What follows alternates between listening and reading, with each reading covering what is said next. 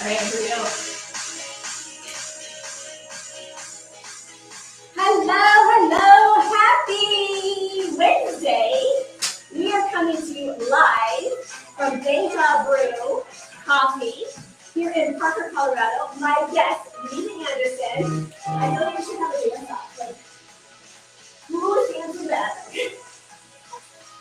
Okay, what's your favorite dance as well? Let's see. I don't know. We're gonna have to work on this. We're gonna have to work on this. Okay. All right, my friends. We are coming to you live today with our extraordinary guest, Nina Anderson. So some of you have been following us. You know that we have been shaking it up. We have been adding more content, more access to amazing people that have created amazing things. And today we have Nina Anderson with us. So welcome, Nina. Thank you. Talk tea with Terry. I got my tea. She's got her lemonade. We're here at DejaBrew in Parker, Colorado. If you have a coffee shop or a tea place that you would love to have us host us, let us know. Drop it in the comments below. Okay, so let's get started with you. Tell us a little bit about you and your journey.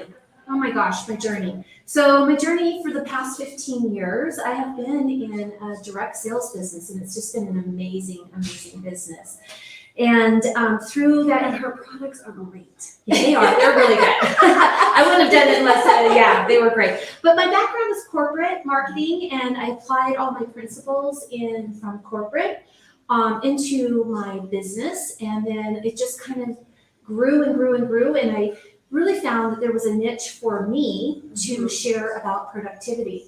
And that's what I love doing, sharing about productivity, how to be efficient, because I don't know, I got really overwhelmed when I first started, and I didn't know what to do, where to start, what to prioritize. And so that's kind of been my journey for the past 15 years. And I think that's true, because whether you're just starting off, you have all the hats and you have no resources, or you're building and you have all the hats and you have now some more resources. But then if you're like myself, or probably like you, like you're like, oh, what else? And you add more to your plates. And so then you're managing at that point, right? And so there's any point in your business, I think that productivity, if we can work smarter, not harder, it's really important. So let's unpack this. What are some of your go-to strategies in working with any business? Whether it's, direct sales, whether it's, more, corporate, maybe it's entrepreneurs, solopreneurs, small businesses. So there seems to be a commonality between all of them. And you kind of talked about it a little bit. We're all putting the hats on. Yeah. But when we put the hats on, we focus in the wrong areas sometimes. So we all do this, and I call it the 3 Fs, okay? We want freedom, flexibility, and we want financial stability, right? right? I'm gonna add a 4th. Okay, what's the 4th? Fun. Oh, and fun. Absolutely. I'm stealing that now. I'm a fun pusher and a fun seeker. Yeah, so I'm stealing that now. But yeah, absolutely. Everybody wants that. But what ends up happening is our business starts running us instead of us running our business, because we're not focusing in the right areas. And so we keep thinking, well, if I just work a little bit longer, a little bit harder, we're going to get the things that we want. Guilty of this? All of us. Guilty. I'm just saying. We're all guilty of this. Right. Even last week, I was guilty of this. Yeah. And so sometimes, what I have found is that simple things, having your calendar control. And I know a lot of us don't like the word organization or being organized or what have you. Productivity, I guess, sounds a little bit sexier, but at the same time, is it sexy? I don't know, but I think maybe it's like the new word of 2023. I don't know. But I think, yes, exactly. I'm getting so much done. But honestly, there is a lot to be said for simple things and keeping it back to the basics. And so calendar control, time management, because what we really want at the end of the day is to work in our genius zone, right? Yeah. We want to do the things that are making us money so that we get the 4 Fs, not the 3 Fs. Yes, I love it. Yeah. Well, I think that's a great starting. Sorry, I am in demand here. So I think that's really, a great way to start. Like, I think there's a visual that I usually will draw out to people, and that is like, it's almost like a little stream, and it's like, this is your zone of brilliance. This is what you're like, that this is your passion, this is your purpose, this is where you come alive, this is where all your potency lives. And then everything outside of that is not your zone of genius. And so that's a great way of identifying what needs to be outsourced, what needs to be more contained, Right.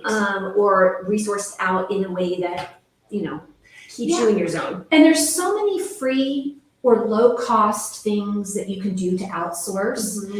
Like for example, one of the things that I love is I love to make my graphics for, social media, for newsletters, for whatever it is that you're gonna do, flyers, whatever it is that you're gonna do to promote your business. But you can use things like Canva. There's a free option, but then even if you did the paid option, it's like $120 a year, and it schedules your posts for you. So there's resources like that you can use that help you streamline your business, make you more productive so that you can focus on what you just said. Yeah, I love it. And so focusing on, identifying what it is that is not in your zone of genius. And those are your kind of like your challenges, your barriers, the blocks that are keeping you and taking you away from. Those are the things that are, like last night I was on our live and we were talking about the things that come swinging at you that are taking you, knocking you off your focus, knocking off your game. And so I like that you talked about, what did you say? Calendar control. I love that. Yeah, because it's your calendar, right? Yeah. You should be in charge of it. It's your business. And this is where when you are in charge of it now, you're running your business and you look at it and you prioritize. And, it's also about, Cherry, getting a little bit, everybody kind of talks about getting out of their comfort zone. And I know that's kind of a scary thing for some people, but you know what? Maybe instead of thinking about it in a different way, expanding your comfort zone. But when you do have calendar control, you can look in and go, in fact, one of the things I tell people all the time is track your time. Where are you spending your time? And then you can easily see that, oh my gosh, I'm filing all the time. I'm on social media all the time. No wonder I have no new clients, right? Yeah. Because there has to be a nice balance. Have you found what is the balance for, doing the tasks, if you will, that make the cash register ring versus those admin hours or those other things that, they're such a time suck. Absolutely a time suck. And going back to your point earlier is that here's what I will often tell my clients, because sometimes they think about getting an assistant, getting a virtual assistant, getting, having someone that comes on and do sales, having someone that does bookkeeping, whatever those roles are for whatever your needs are. I think there's sometimes a block in, can I afford this? Yes. And so what I have found to be true is that if you honestly, find out what would someone charge. Because I know that there's been things in my own life that I was like, oh, could I have someone come in and help do X, Y, Z? And really looking at the numbers. And once I'm like, oh, that's how much it is. Like, why aren't we getting our, this done? Oh, that's having a virtual assistant. Right. And so this is so funny that you bring this up, because back before I did hire my first virtual assistant, I fought it. I fought it for 2 years because I felt like that this was my baby. This was my business. Nobody could do it the way that I wanted to do it. But people kept telling me, Nina, if you want to scale, if you want to grow, if you want to take this to the next level, you have to start outsourcing. And so once I finally hired my first VA, I was like, OMG, right? What else can I give you? Right? I'm always like, what else can I put on somebody else's platter and not have to? Because that goes back to looking at your zone of genius. And once you have that identified, it's really easy for you to outsource and be like, nope, not mine, not my bucket, right? Like which buckets do these belong in? Not my bucket. Right. And I think the best way to identify that, because we all have different things that we enjoy doing and then other things that we don't. So I figure anything that you don't put your name on, or that's not the right way to say it. Anything that, like if you enjoy doing your newsletter and it has your flavor in it and it has the way you like to word everything, then you should do that. But if you don't enjoy doing it, but it's something that needs to happen, outsource it. I agree. And just from an energetic perspective, I will say that when you have that thing, for me, it was bookkeeping. And I was needing to do it because I didn't know at the time I could outsource this and I could afford it. And so I would go, and I was so bad. I would wait months. Like 3 months. And then and then I'd go and I'd just be like, I hate this. And energetically, it is not supporting my business, it's not supporting my business growth. I was all the way up to it, during it, all the way after it, and they're like, ugh, right? Yeah. But if you are staying in your zone, like you said, like it brings you joy, that is expansive for your business. And if it is, like, I still love sales, I still love marketing, I love that part, like I still do that. Because it brings me joy. Yeah, absolutely. And then isn't that what life is all about? And I'm glad that you added the fourth F in that with the fun. Yeah, we're Because dropping that's some F-bombs like crazy today. I love it. F But this. that's what it's all about. Because if you all go back to remember why you started your business to begin with, was because you wanted that ability to travel and enjoy your family and do all the fun things, you live the lifestyle that you dream of. But sometimes when we get sucked in as we're building a business and going back to wearing all those different hats again, we forget, and then we start to resent our business a little bit. And then because it's not enjoyable anymore. And the freedom that we sought out is no longer the freedom that we have, right? Exactly. So, Jim Rohn is a favorite quote of mine, and he said, we all have one of two things. We have the pain of discipline, and we also have the pain of regret. And it's so true, because some of these things are discipline things to be able to do, or to make ourselves at getting out of that comfort zone or expanding that comfort zone. But the payoff is so big in the end. It's so rewarding, and kind of little sit there and pat yourself on the back. Yeah. Well, you've been able to scale your business, not only your direct sales, but she's also one of the managing directors of Powerhouse. And what I have seen for you is just, she is, you're sitting here, Nina. We just talked about you in front of you. Nina has done an incredible job. Like, I'm in awe. Like, you have created such a strong community. Thank you.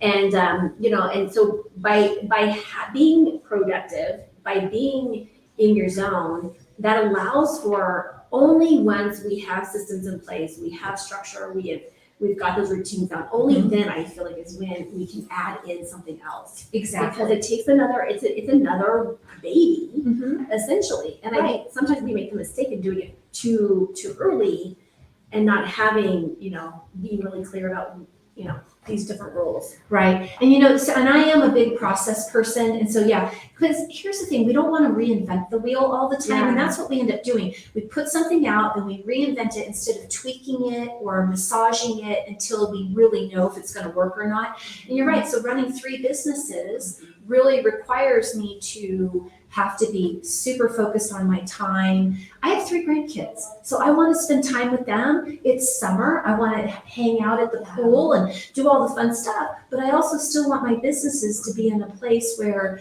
they kind of go into autopilot. And so when they go into autopilot, it's because I do have the systems and the processes in place, and I don't have to really worry. Yeah, I agree. And that's golden, because when something becomes like owner independent, when it becomes automated, is because you put in the time. And again, those are those long weeks and those long hours that we put into it. But there's a payoff for it. There's a huge payoff in it. Yeah, and that's the best way to scale a business, I think.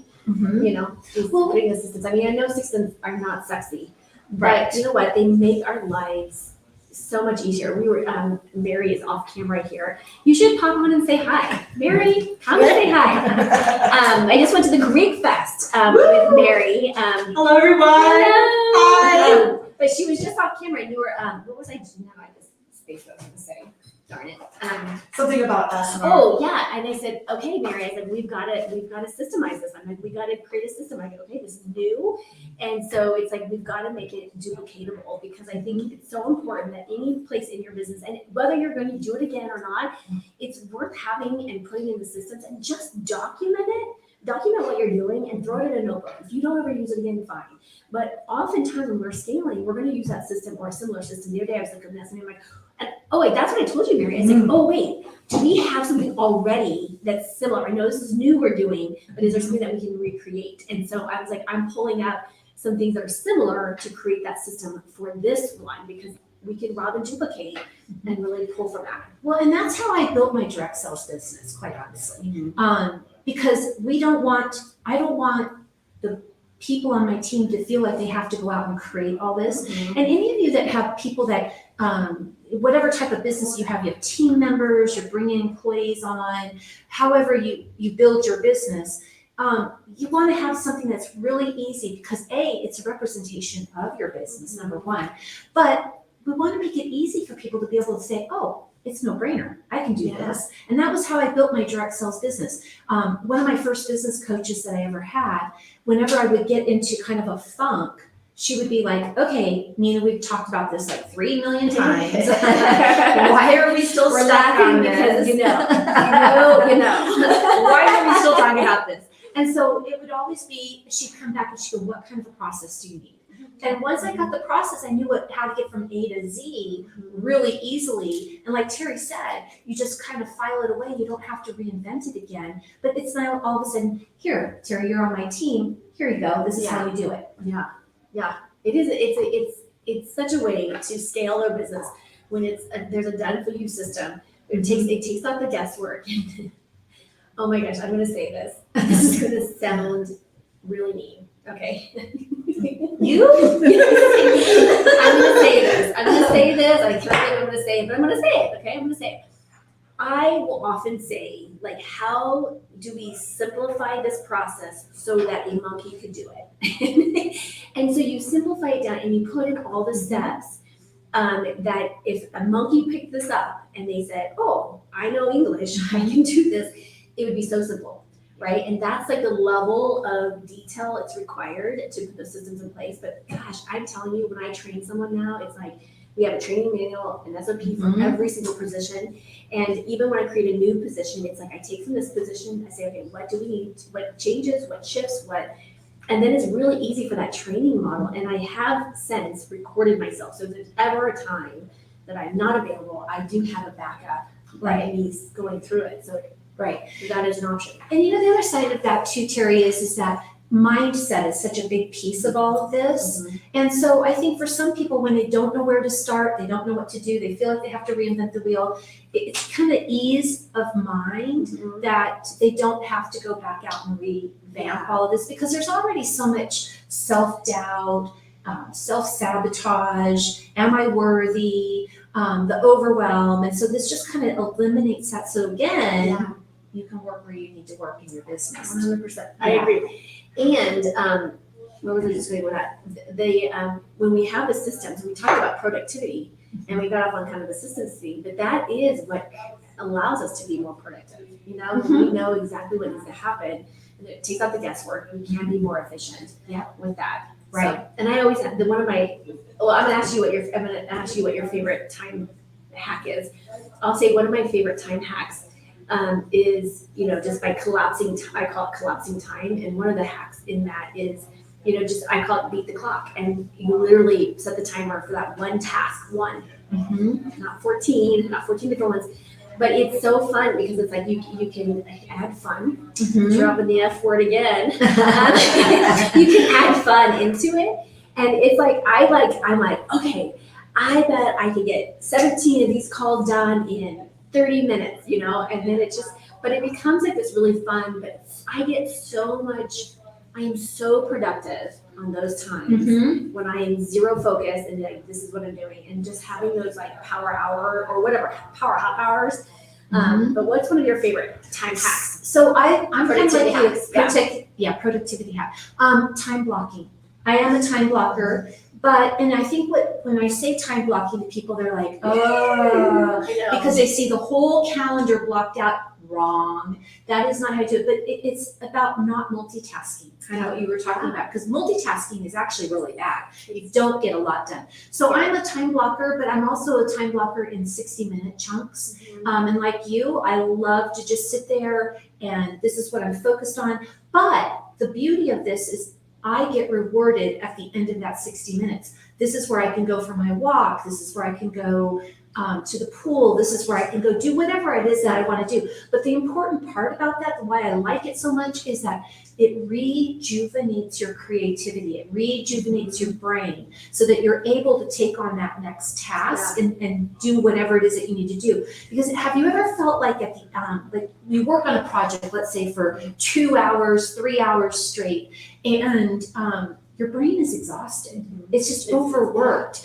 And so that's because you didn't take that time to rejuvenate it. Or you might even think about this too, is having worked the whole week, you felt like you put in a gazillion hours and you didn't get anything done, again, and that's going back to the multitasking. But so I'm a time blocker. I love the time blocking, and I'm a time blocker too. And so I pulled up my calendar the other day and showed it to a client, and I said, this is going to look psychotic because I have it time blocked so that my other calendar systems go into this system, so it's all one place. And so when they book and schedule, they can only schedule in certain places. And I have, client meetings, discovery calls, podcast interviews, film days, like they're all blocked out. And then I schedule against it, if that makes sense. But I can look at my calendar, and even if I'm, 2 feet away, I can see the colors and be like, oh yeah, I know what I'm doing because it's so color blocks. But a good point that you bring up is, you were just saying the time blocking. Multitasking. Oh, you multitasking. Yeah. And you were talking about the brain and overworking it basically. And this applies, and I want to give you a concrete example. And this blew my mind. So I befriended this guy, was running a marathon, befriended this guy, and he's an ultra runner. So he would run those like 200 miles, ultra like marathons, and the ultra races. What are the ones that you swim? The triathlons. The triathlons, the big ones. The Ironman. Ironman. Okay. The Ironman. I mean, he done I don't know how over 30 marathons. The whatever runner. Okay, and his coach, he could never break the 4 hour or 3 hours on his marathon. And his coach said you need to take a 1 minute walk break at every 10 minutes. And he's like, that is so much time. He trusted him. He actually listened to him. So he added 1 minute to every 10 minutes. And when he did, what it did was reset the brain. And not only did he take off meet his 3 hour, he actually took off an additional 30 minutes. For the very first time using that model, he was able to run the marathon in 2.5 hours, which is killer time, by the way. Yeah. But it goes back to that piece. It's like the same thing to the truth of the mind. The mind is overworking. It's steaming.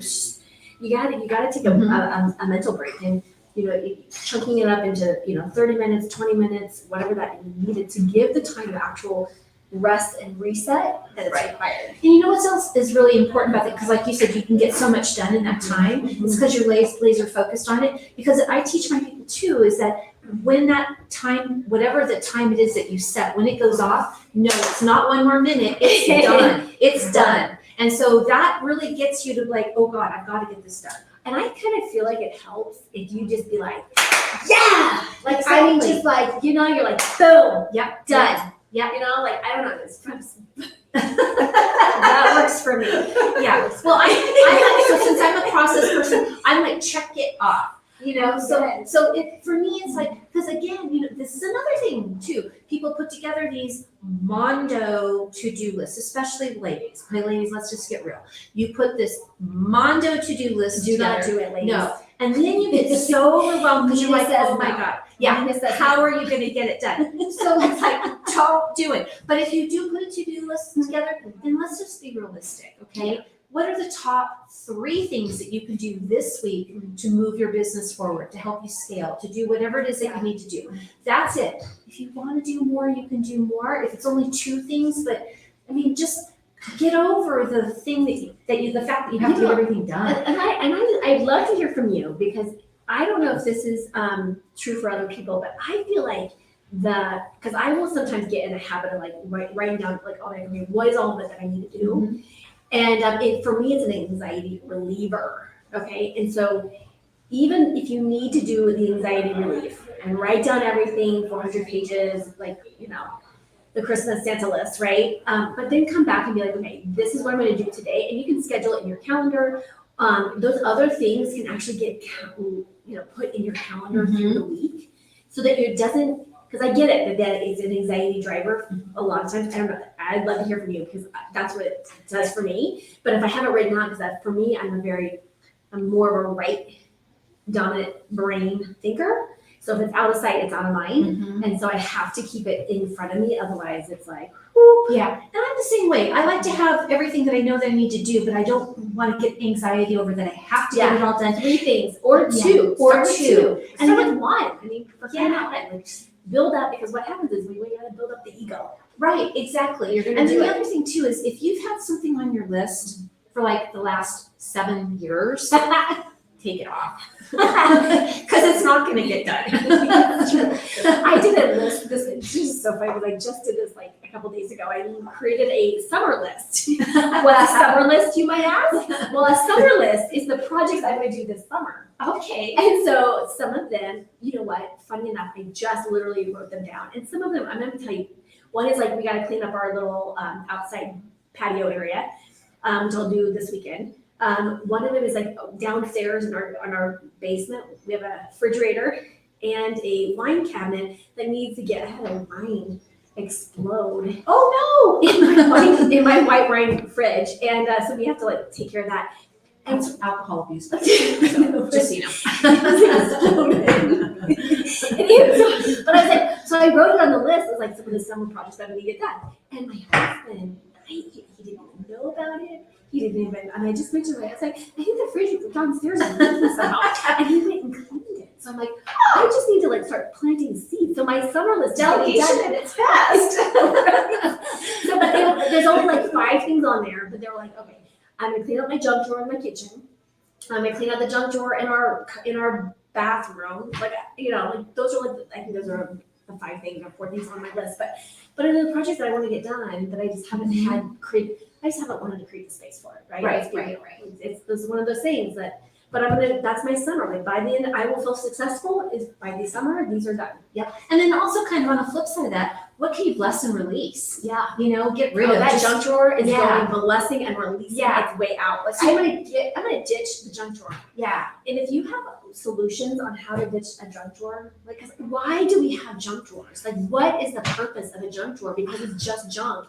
And we don't ever look at it. I'm like, what It's the just heck? stuff that we And the collect. only active part of the drawer is like the first 2 inches by 4 inches. Like that's the junk drawer. So Yeah. maybe I'm gonna put a space. I'm gonna put bricks in my drawer and then just create like 2. So that's all you can fill up. So you know what, this happened 2 years ago. I opened up my cupboard in the kitchen, and you can all probably relate to this. I had probably easily 60 coffee mugs from every company I've ever worked for, everything, right? And I looked at it and was like trying to shove something in there. And I looked at my husband and I said, you better grab whatever you want because this weekend it's all going. It's going. And the look on his face was like, and so he did. Take massive action. Yeah, he took massive action. And I said, the rest of it's going, and it did. But now every time I look at it, I open it up, I'm like, oh, Yes. it's so nice. But it's just, you know, I had to bless and release, take Yes. massive action. We were just having that conversation earlier today, and it's what have we outgrown? So if we've outgrown those coffee cups, and we've outgrown, you know, and again, like here's how we're gonna tie that back into productivity is that if we have a space that's cluttered with stuff that's not serving us, it's cluttered with whatever, it doesn't let us really fully step into our brilliance. It doesn't really fully allow us to be like energized by our space, by our, you know, whatever it's causing. So if there's things that you've outgrown, bless and release that, moving on. Nina said so. I absolutely say so. Yeah, bless and release. It's one of my favorite things I say to all people on my team. You know, it's just because people get so hung up on clients not calling me back or the follow-up piece of it and everything, which it's so diligent, but there's a time where you're going to say, you know what, let's just put this person over here and then move on. Because when you keep hanging on to somebody that's not ready, Mental space. it is. It's a mental space, and it keeps you again from going for the person that's going to say yes. Mhm. So, you know, again, that's kind of compartmentalizing that portion of your follow-up systems. I love it. Well, Nina, I know that this has been, you have a time crunch and I want to honor that piece. But I also want to just thank you for coming in at last minute and joining us and our community. And I'd love for people to be able to follow and connect with you. So I'm going to drop down below. Let's hear from you where people can connect with you and follow you at. Okay, so you can follow me. I am obviously on Facebook and Instagram. But Terry just put my email in the deal down there on the bottom. Yeah. And so it's Nina, Nina, Jo, Jo, Anderson, Anderson, on59@gmail. And the only reason why I said that was because I thought when I got Anderson, it would be like an easy name. And then they're like, is that Ian or Owen? So it's Owen. But Yeah. anyways, yeah, so that if you want to connect and get some more information, love to help you out. I love it. So her contact information is dropped below. Thank you so much for coming in and sharing your gifts and just, I hope you guys got a nugget or two from this. If you did, please like, share. Also, if you have not joined us over on our community at YouTube, please do so. I invite you to subscribe. And then if you hit that little notification up in the bell, you become like our VIP and you get to connect with us and everything that we are doing. So big love to all of you. As always, be bold, be brave, be fearless, be the magic of you. Massive love to all of you. Mwah. Bye.